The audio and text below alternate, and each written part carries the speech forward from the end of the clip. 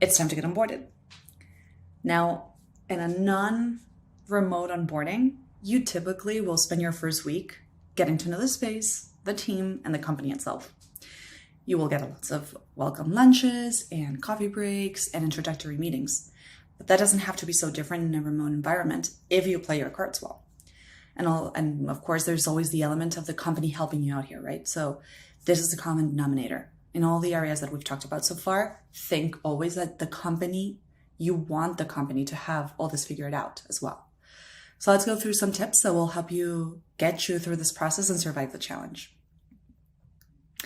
The first, although obvious challenge, is to get to know your team, your stakeholders, certain roles in other areas, the company in the end. So make sure you get help from your manager first to identify all the people besides your own team that you should be meeting.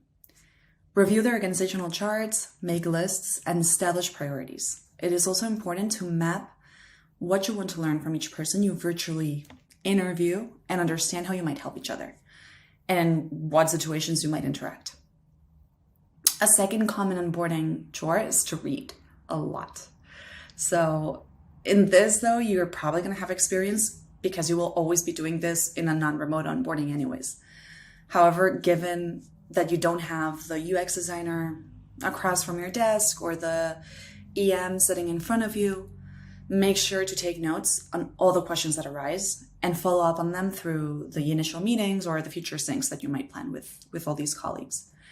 One tip that I would like to share is try to make a knowledge center for yourself because this is key in this process. You can use a regular document or a Notion page, whatever really works for you.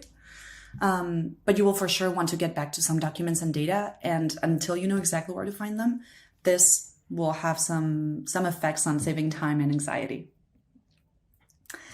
And then finally, building ties, building relationships. It's one of the toughest parts of starting a job remotely.